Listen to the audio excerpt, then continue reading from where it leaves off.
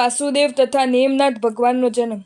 અનુક્રમે ઇન્દ્રના નેગમશી દેવે દેવકીના 6 ગર્ભને જન્મતા જ હરી લીધા અને સુલસાને આપ્યા, અને સુલસાના જન્મતા જ મરણ પામતા 6 ગર્ભો દેવકીને આપ્યા. નિર્દય કંસે તે 6 ગર્ભને પોતાના ઘરમાં શિલા પર પછાડી મારી નાખ્યા, અને દેવકીના તે પુત્રો અનુક્રમે સુલસાને ઘેર મોટા થયા. તેમના અનિકયશા, અનંતસેન, અજિતસેન, નિહતારી, દેવયશા અને શત્રુસેન એવા નામ પડ્યા.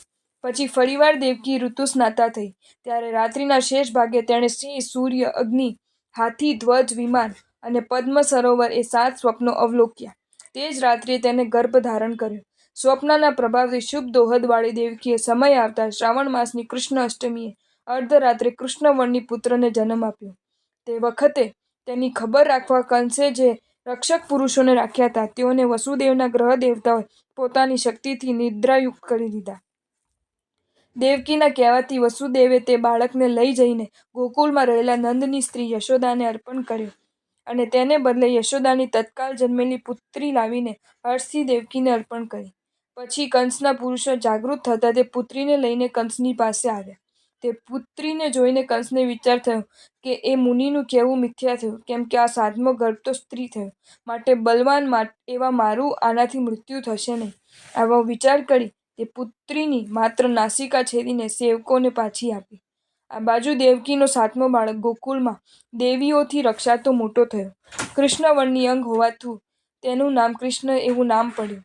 તેને બાલ્યવયમાં શકુની અને પૂતની નામની 2 વિદ્યાધરીઓને મારી નાખી. એક શકટ ભેદી નાખ્યું અને યમલ તથા અર્જુન નામના 2 વૃક્ષોને ભાંગી નાખ્યા.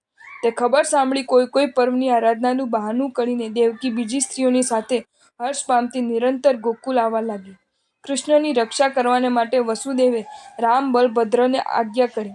10 ધનુષની ઊંચી કાયાવાળા બંને ભાઈ નિત્ય ગોકુળમાં સાથે ક્રીડા કરવા લાગ્યા. અહીં શૌર્યપુરમાં સમુદ્ર વિજયની પત્ની શિવાદેવીએ રાત્રિના અવશેષ કાલે 14 મહાસ્વપ્નોને જોયા.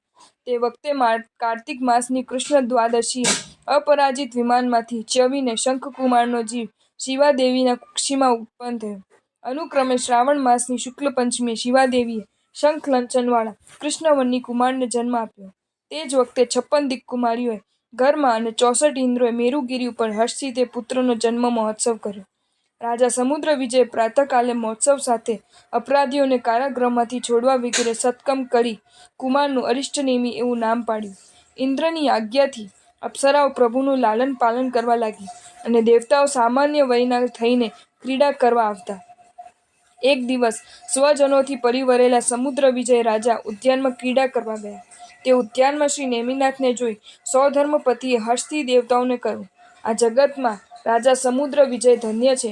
અત્યારે તે સૌભાગ્યની ભૂમિરૂપ છે, કારણ કે તેમને ઘેર શ્રી નેમિનાથ પ્રભુ પુત્રપણે અવતર્યા છે.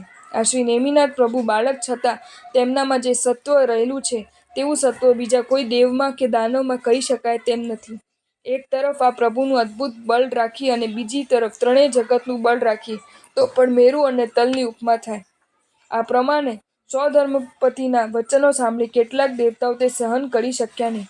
તેઓ બોલ્યા, હે ઇન્દ્ર, અમે બળથી એક રમત માત્રમાં મોટા સાગરને શોષી નાખીએ અને મોટા પર્વતોને ચૂર્ણ કરી નાખાય તે આવી સ્તુતિને કેમ સહન કરી શકીએ? તેથી હે સ્વામી, એ પ્રભુનો બળ જોવા અમે ઉત્સુક થઈ ત્યાં જવા ઈચ્છીએ છીએ. આ પ્રમાણે કહી રજા લઈને તેઓ નેમિનાથ પ્રભુએ પવિત્ર કરેલા ઉદ્યાનમાં આવ્યા. તે ઉદ્યાનમાં લોકોથી પરસ્પર હાથોહાથ તેડીને લાલન કરાતા પ્રભુ તેમને જોયા. છળ શોધતા દેવતાઓ ત્યાં રહ્યા.